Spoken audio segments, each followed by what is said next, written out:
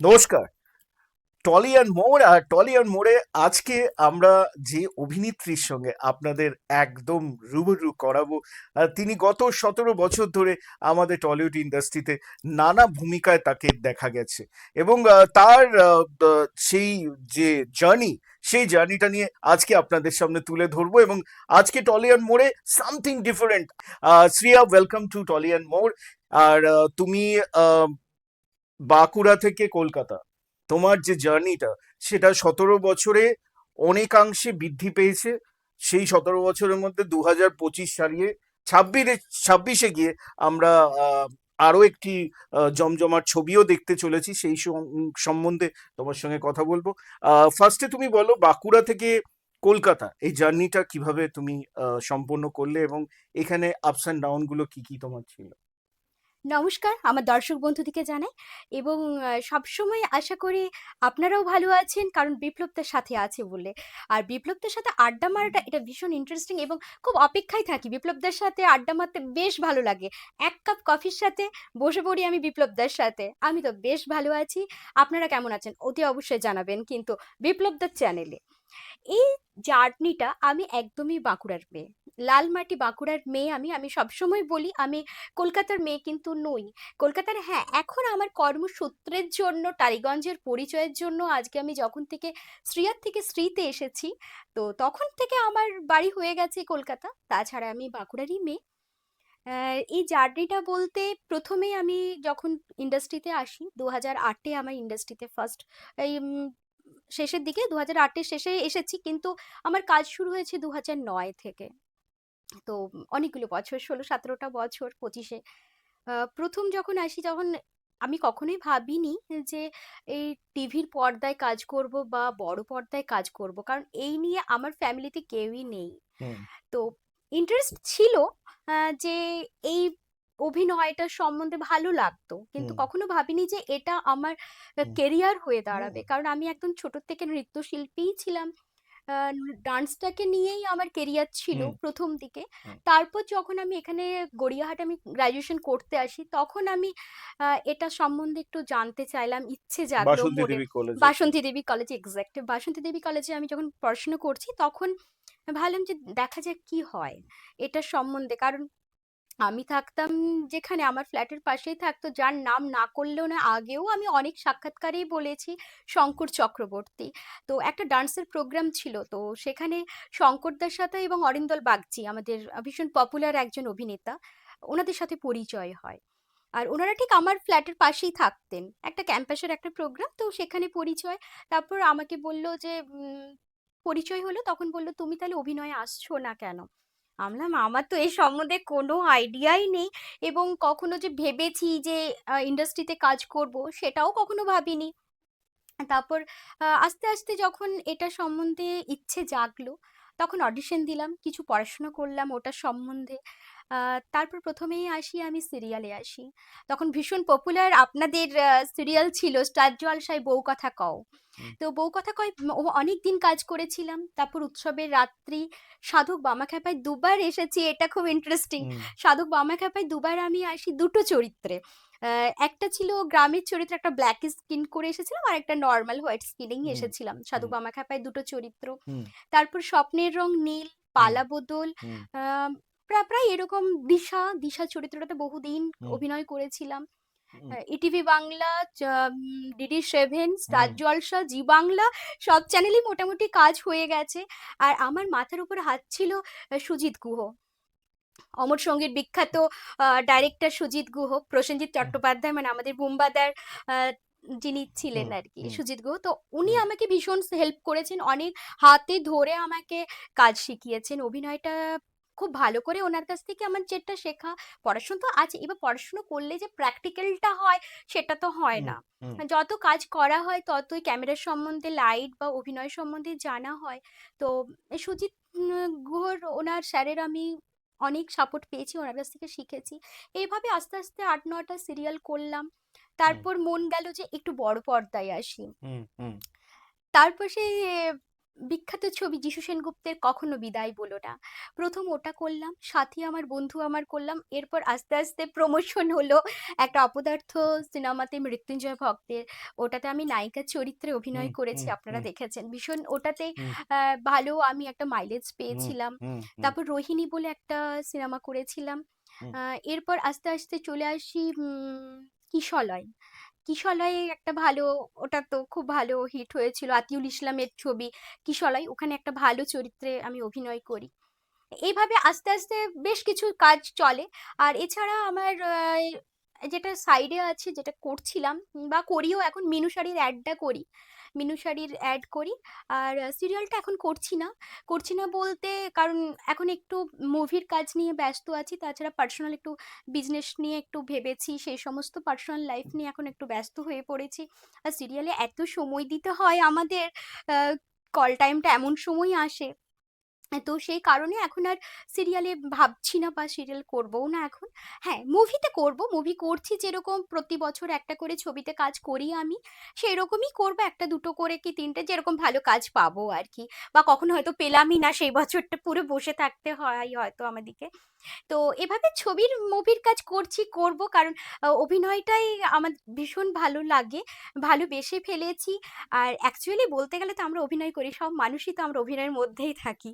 শিল্পী সত্তা বোধহয় একেই বলে। হুম, কোথায় থামবে শিল্পী, সেই সময় শিল্পীকে থামানো যায় না, কেননা তার কাজ, তার যে জীবন, জীবনে তার কাজে যে যত ধরনের তিনি কাজ করেছেন, সেই কাজগুলো যখন আমাদের সামনে বলতে শুরু করে, তখনই সত্যিকারের একটা ইমোশনাল অ্যাটাচমেন্ট শিল্পীর এসে যায় পুরোনো কাজ থেকে। 17 বছরের লেগেসি অনেকটা দিন, এবং এই অনেকটা দিনের মধ্যে এত কিছু পাওয়া।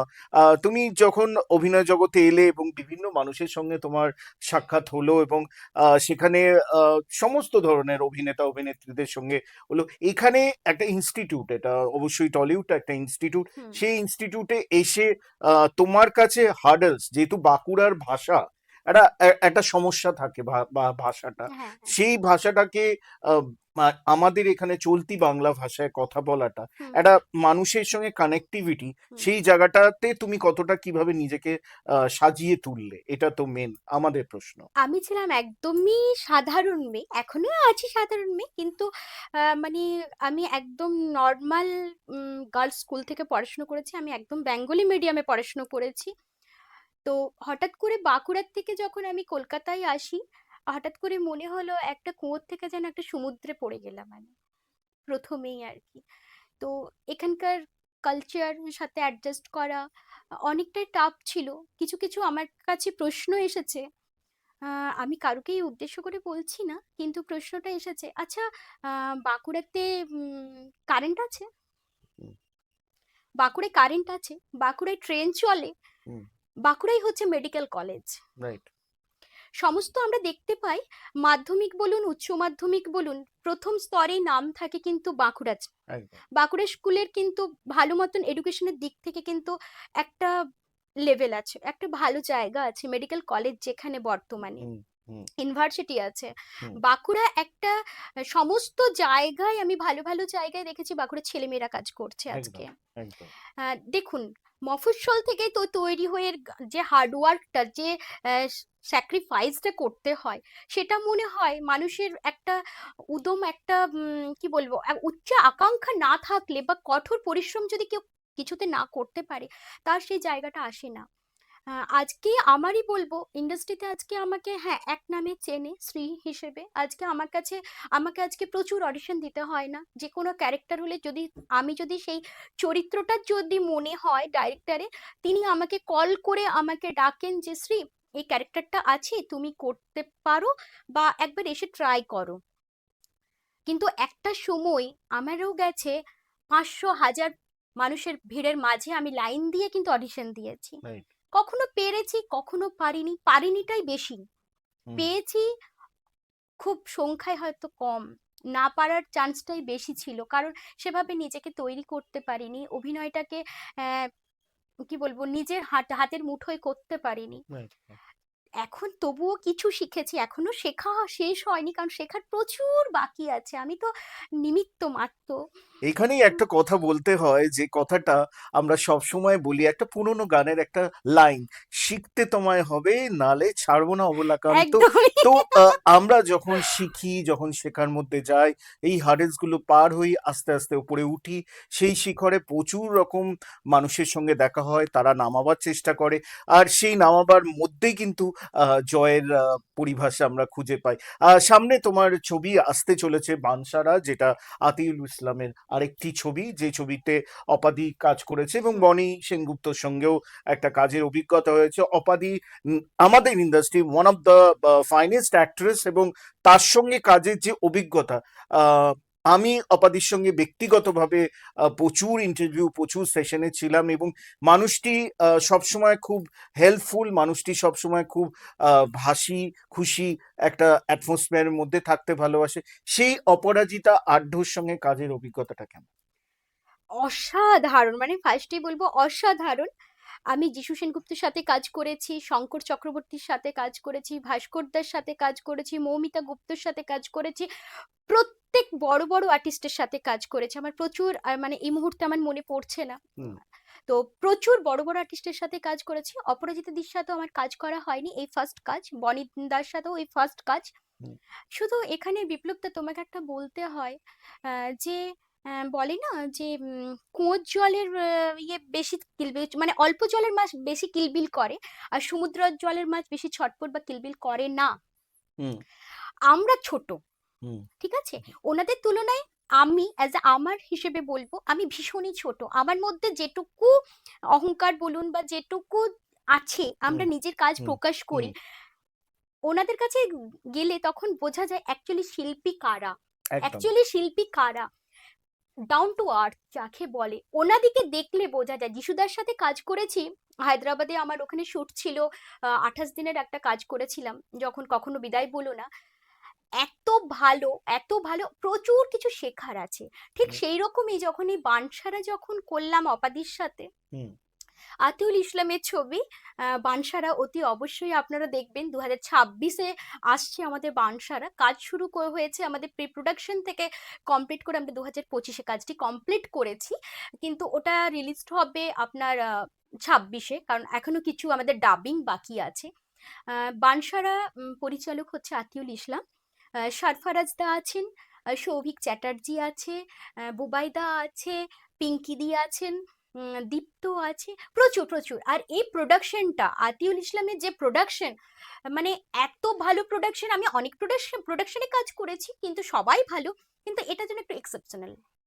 এবং এক্সেপশনাল তো সব ক্ষেত্রেই থাকে। একটা চরিত্র যখন আমি করি বা আমরা দেখতে পাই শ্রীকে, আরেকটা চরিত্র তার থেকে সম্পূর্ণ আলাদা, এবং সেই চরিত্রটা বানসারাতে যে চরিত্রে অভিনয় করেছেন আমাদের শ্রী, তো সেই চরিত্রটা একটুখানি এরকম, সেই গ্রাম্য মেয়ে, সেই মেয়েটি খুবই একদম নর্মাল লাইফস্টাইল তার, এবং তার কালার কমপ্লেকশনটা সেটাও অন্যরকম।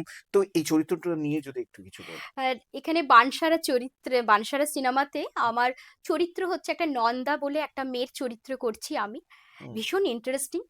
প্রথমত যে আমার ড্রেস ডিজাইনার আমার ড্রেসটি বানিয়েছেন, হুম। আটপরি করে পুরো গামছা শাড়ি দিয়েছে আমাকে, আচ্ছা। আর ছাপা ব্লাউজ দিয়েছে, চুলটা বেনি করেছে, আর প্রত্যেক দিন মানে ড্রেসের অপোজিটে ক্যাট কেটে টাইপের একটা ফিতে হয় না, লাল, হুম। অরেঞ্জ, হুম। গোলাপি, হুম। হুম। সবুজ, এই ফিতেগুলো প্রতিদিন ওই এক যারা একটা বা স্কুলে যায় বাচ্চারা স্কুলে বাঁধে। যায়, হুম। হ্যাঁ একটা সময় আমরাও বেঁধেছি, এখন হয় না এই সমস্ত হুম। ফিতে।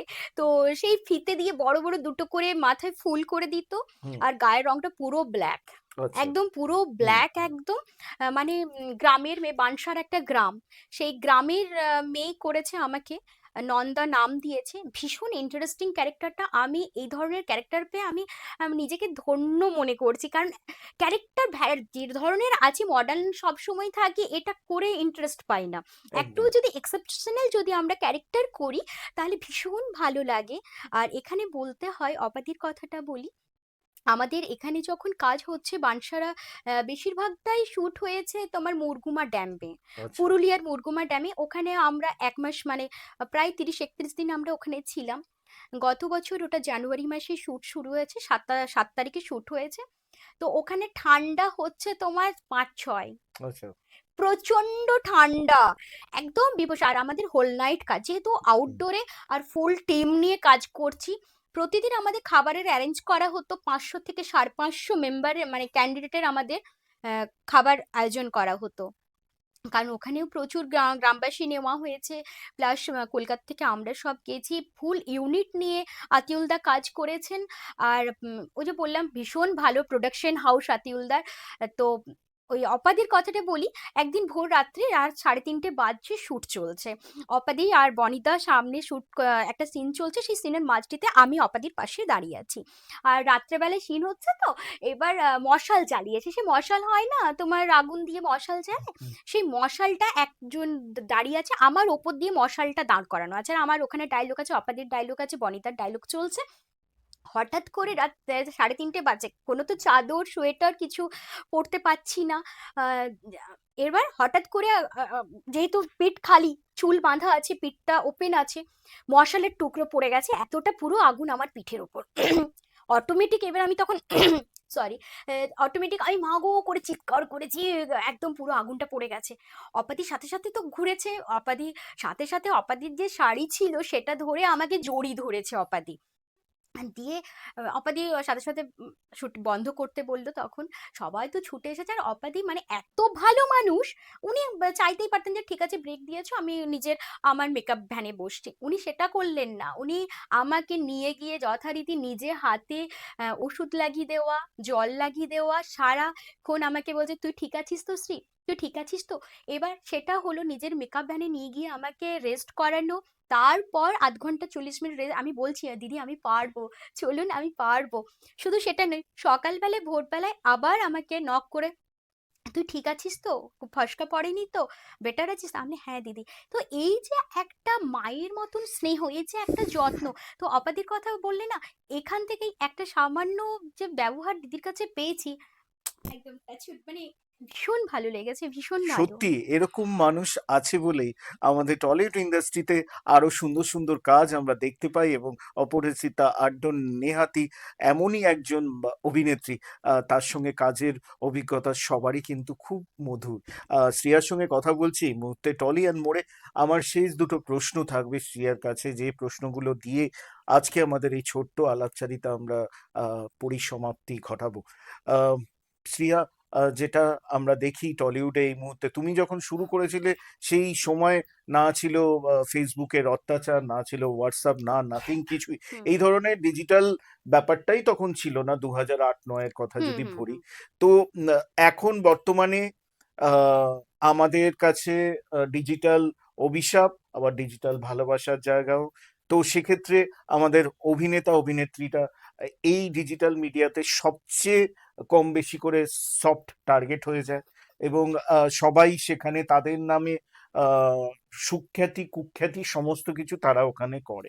তো তোমার ব্যক্তিগত জীবনে এই ডিজিটাল ওয়ার্ল্ডটা কতটা তোমাকে সাপোর্ট করেছে, বা তুমিও কি কোনোখানে ট্রোলের শিকার হয়েছো? তোমার কোনো একটা বিষয়ে কারুর খারাপ লেগেছে, বা সেটা তোমাকে ভীষণভাবে দুঃখ দিয়েছে? প্রথমেই বলি সবটা নিজের ওপর। হুম, ভালো মন্দ আমাদের যে ইন্ডাস্ট্রি নিয়ে অনেক এর আগেও আলোচনা হয়েছে। তো আমাদের কি কর্পোরেট সেক্টরে নেই, না নর্মাল কোনো যে সরকারি যে কাজগুলি আছে, হুম, হুম, স্কুল থেকে আরম্ভ করে সমস্ত জায়গায়, সেখানে কি হচ্ছে না? সবটাই হচ্ছে নিজের ওপর, কেউ কোথাও জোর করে না, কোনো কিছুতেই জোর করে না, আজকে তোমাকে এই অভিনয়টা করতেই হবে এটা কেউ বলে না, বা আমাকে দিতেই হবে ওই ছবিটা। তোমার ট্যালেন্ট থাকলে তুমি পাবে, ট্যালেন্ট না থাকলে তুমি পাবে না, এইভাবেই আমাদের ইন্ডাস্ট্রি টালিগঞ্জ কিন্তু চলছে। হুম। আজ আমি আছি 17 বছর ইন্ডাস্ট্রিতে, কিন্তু এর আগেও এভাবেই হয়ে এসছে, যার ট্যালেন্ট আছে সে কাজ পাবে, যার ট্যালেন্ট নেই সে একটা কাজ করবে, দুটো করবে, তারপর সে ভুলে যাবে, মানুষের মন থেকে সে চলে যাবে। তা আর ডিজিটাল মিডিয়া তোমাকে কতটা হেল্প করেছে, বা ডিজিটাল মিডিয়া তোমাকে আউট অফ দ্য ট্র্যাক কোনো সময় করে দিয়েছে, যে না শ্রেয়া সেনগুপ্ত এই ট্র্যাকের জন্য না, শ্রেয়া সেনগুপ্ত নিজের মতন চলছে, তার মতন চলুক, ডিজিটাল মিডিয়া কোনো রকম সাপোর্ট দেয়নি, এরকম কিছু কিন্তু না, হয়? সেরকম কিছু হয়নি। ১ম এই বলি, আমাকে যখন তুমি বললে এই কথাটা, আমার উপর কখনোই আজ ১৭ বছরে কিন্তু কোনোদিন কিন্তু আমার কাছে নেগেটিভ কথাও আসেনি। হুম। আর আমাকে সেভাবে ট্রোলের মুখেও পড়তে হয়নি এখনো পর্যন্ত। তার কারণ হচ্ছে আমার মাথার উপর বেশ কিছু গার্জেন্ট ছিল। গার্জেন্ট ছিল এটাই কিন্তু গডফাদার ছিল না। রাস্তাটা আমাকে দেখিয়ে দিয়েছে। রাস্তায় কিন্তু হাঁটতে আমাকে হয়েছে। তো আমার ওই সুজিত দা ছিলেন, শঙ্কর দা ছিলেন, এনারা ছিলেন। আর এনারা আমাকে প্রথমেই, মৌমিতা গুপ্ত উনি ছিলেন, রিমঝিম দি ছিল। এনারা প্রথমেই বলেছিলেন যে, "শ্রী, ভালো মন্দ দুটোই আছে। তুমি তোমার উপর ডিপেন্ড করছে। খারাপের সহজ যদি ভাবে পাও, যদি তুমি ২ মাস কাজ করে মানে পরিশ্রম করে তুমি যদি সাথে, সাথে একটা ভালো কাজ করতে চাও, তাহলে কিন্তু তুমি বেশিদিন টিকবে না।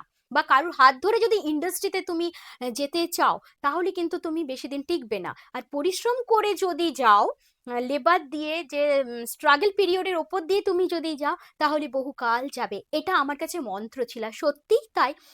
যে আমি আজ ১৭ বছর ইন্ডাস্ট্রিতে টিকে আছি আমার মা-বাবার আশীর্বাদে, ভগবানের আশীর্বাদে। তো এটাই। আর সায়েন্স সুফল না কুফল আমরা অনেকদিন ধরেই ছোট থেকে পড়ছি। আমাদের সময়ে স্মার্টফোন ছিল না, ফেসবুক ছিল না। তো তখন আমাদের অডিশন দিতে যেতাম আমরা পোর্টফোলিও নিয়ে। একদম। পোর্টফোলিও নিয়ে দিতে যেতাম ২০০৮ সালে। এখন তো ওই সমস্ত ব্যাপার নেই। না। আর এখন যে এই এডিট করে ফটো, ফেসবুক খুললেই দেখি শুধু এডিটের ফটো আমরা, ইভেন এআই চলে এসেছে, এআইয়ের মাধ্যম দিয়ে। আমাদের সময় সেটা ছিল না কিন্তু। আমরা অরিজিনাল সামনে গেছি, ৫০০ জনের মধ্যে লাইনে দাঁড়িয়ে থেকে তারপর অডিশন দিয়েছি। সকালে অডিশনে গেছি, রাত্রেবেলায় বাড়িতে এসেছি। তুমি জানো আমার জুতোর সোল সত্যিই ক্ষয়ে গিয়েছিল। হুম। ইন্ডাস্ট্রিতে কাজ করতে গেলে হেঁটে চিনেছি, কারণ আমাকে কেউ হাত ধরে নিয়ে যায়নি, ওখানে অডিশন হচ্ছে তুমি যাও, বা কোথাও কেউ পুশও করেনি, কোনো দিন আমাকে কেউ পুশ করেনি ওই কাজটার জন্য। যথারীতি আমাকে লেবার দিয়ে হেঁটে হেঁটে কাজ শিখেছি। আমার সত্যিই জুতোর সোল ক্ষয়ে গেছিল একবার। একদম। এবং আমাদের এই আহ, আলাপচারিতায় একটা ছোট্ট ট্যাগলাইন বেরিয়ে এলো, সেই ট্যাগলাইনটা কিন্তু আগামী যেতে যারা আমাদের ছবির জগতে আসছে তাদের কাছেও কিন্তু শিক্ষণীয়। হেঁটে শিখেছি। এই হেঁটে শিখেছি কথাটা সত্যিকারে আমাদের ইন্ডাস্ট্রির জন্য অ্যাপ্লিকেবল। যারা নতুন আসছে তারাও কিন্তু এই হেঁটে শিখেই তবেই কিন্তু আগামীর পর্যায়ে যেতে পারবে। টলিয়ান মোড়ে আমরা ছিলাম শ্রিয়া সেনগুপ্তর সঙ্গে। আমাদের এই আলাপচারিতা আপনাদের কেমন লাগলো অবশ্যই আপনাদের সুচিন্তিত মতামত জানাবেন। আমরা শ্রিয়াকে আজকের মতন ইতি টানছি। Shriya, thank you so much আমাদের এখানে টাইম দেওয়ার জন্য, এবং টলি অ্যান্ড মোড়ে আগামী দিনের জন্য তোমার কাছে শুভেচ্ছা রইল। বানসারা অনেক অনেক হিট করুক এবং তোমার জীবনে আলো নিয়ে আসুক। Thank you so much. Thank you so much. আপনারাও ভালো থাকুন, সুস্থ থাকুন।